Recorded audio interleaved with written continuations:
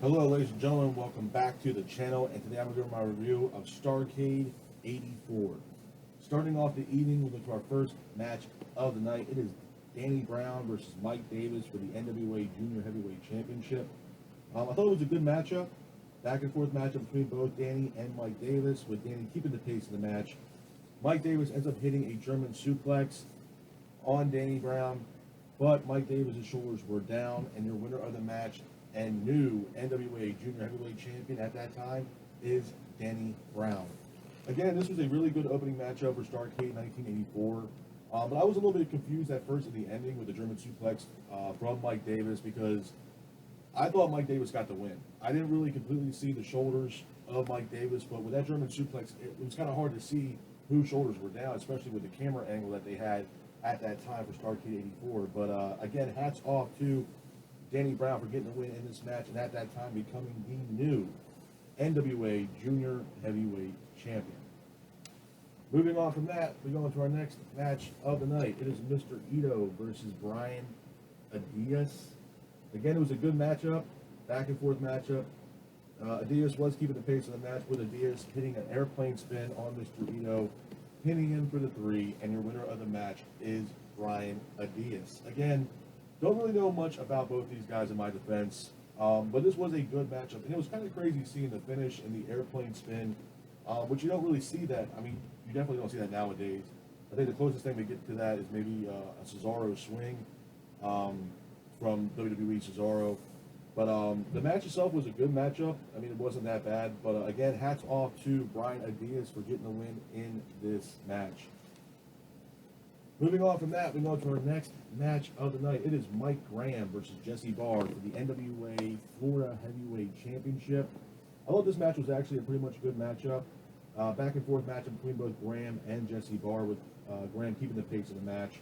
But Jesse Barr ends up hitting a roll-up using the ropes. Referee didn't see it. Pins Graham for the 3, and your winner of the match is Jesse Barr. Again, hats off to Jesse Barr for getting the win in this matchup. Moving on from that, we go to our next match of the night. It is the Zambui Express versus Assassin number 1 and Buzz Tyler. It was a good matchup, back and forth matchup between both teams, with Buzz Tyler keeping the pace of the match.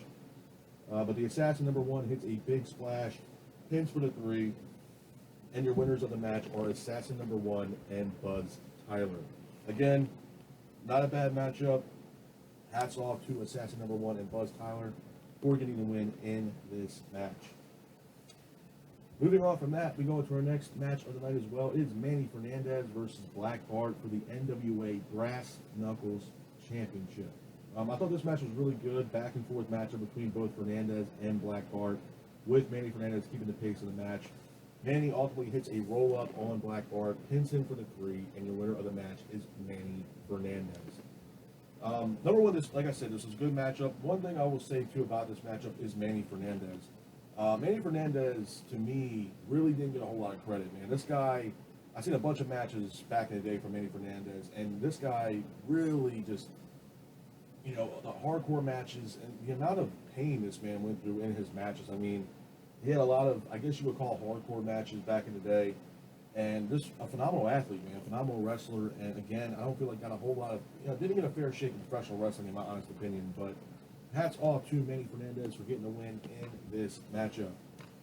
Moving on from that, we go into our next impromptu match, if you will. It is Paul Jones versus Jimmy Valiant in a tuxedo street fight, where the loser will leave town.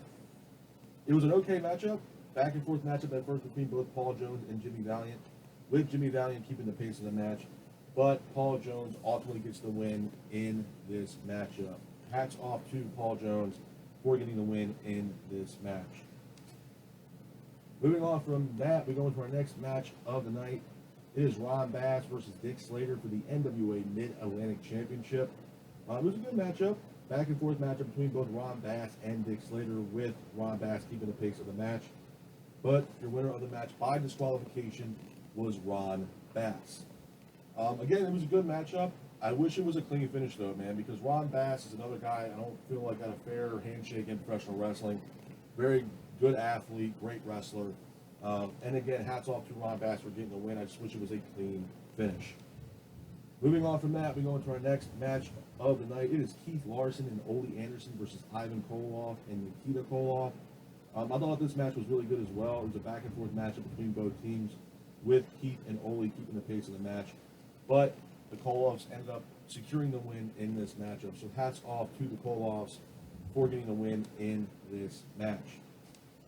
Moving on from that, we go into our next match of the night. It is Tully Blanchard versus Ricky Steamboat for the NWA Television Championship. Again, great matchup. Back and forth matchup between both Tully and Ricky Steamboat, with Ricky keeping the pace of the match. Tully then hits Ricky with a rep-in, pins him for the 3, and your winner of the match is Tully Blanchard. Again, hats off to Tully Blanchard for getting the win in this match, and what I thought was a really good match. Moving on from that, we go on to our next match of the night as well. It is Wahoo McDaniel versus Superstar Billy Graham for the NWA United States Championship. Again, this was a really good matchup, back and forth matchup between Wahoo McDaniel and Billy Graham, with Wahoo keeping the pace of the match. Wahoo ultimately hits a tomahawk chop on Superstar Billy Graham, pins him for the 3, and your winner of the match is Wahoo McDaniel. Hats off to Wahoo McDaniel for getting the win in this matchup. Moving on from that, we go into the main event of Starrcade 84. It is Dusty Rhodes versus Ric Flair for the NWA World Heavyweight Championship, with special guest referee Joe Frazier. The match itself was a really good matchup. Back and forth matchup between both Dusty and Ric Flair, with Dusty keeping the pace of the match.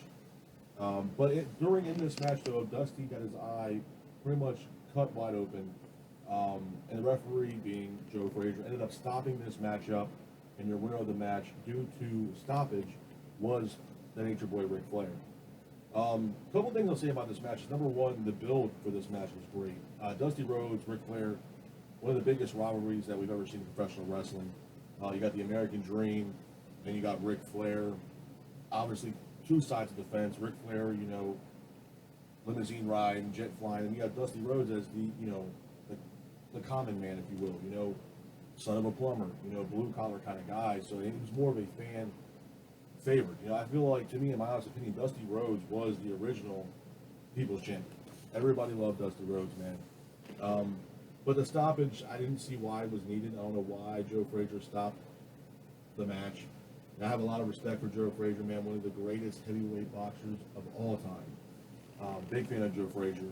I just feel like the stoppage was not needed. I don't know if that was booked to end that way or not. I wish this match was a clean finish, man, because these guys would have tore the house down at Starrcade 84, man. But unfortunately, Joe Frazier stopped the match and gave the win to Ric Flair. Ric Flair ended up retaining the NWA World Heavyweight Championship. But like I do with every single one of these pay-per-views, I always give these pay-per-views a rating from 1 out of 10. I'm going to give Starrcade 84, man, maybe like a 6.5, 7. I don't think it was the best Starrcade I've ever seen, but it definitely wasn't the worst. And there was a couple matches I probably could have done without, to be 100% honest. I mean, Assassin number 1 and Buzz Tyler match, I really didn't see a point why it was needed. And there was a lot of back and forth matches. What was the one match between the Mike Davis match, when he hit the German suplex? To me, the way the camera was viewed in that match, it looked like he lost the match. Or it looks like he won the match due to the German suplex. But the way the camera was shown, obviously that was not the finish of the match. There was a lot of confusion going on in some of these matches. A lot of confusion. The Paul Jones versus Jimmy Valiant match, again, I could have done without. Obviously, it was a gimmick match. I just could have done without it, man, to be honest with you. And Starrcade, I love Starrcade. As a fan, Starrcade was the WrestleMania for the NWA, WCW era. That's what it was to me. As a fan, growing up, watching even WCW when I was a kid, and watching Starrcade, it was like the WrestleMania for WCW. It was the best versus the best. And Starrcade, usually 9 times out of 10, put on really, really good events. Really good events. But Starrcade 84, I just don't think was it, man. I think maybe I'd have to give it a 6, 6.5 at best. But this is my review of Starrcade 1984. I hope you guys are out there staying safe. Be careful, and remember, stay classy. Peace.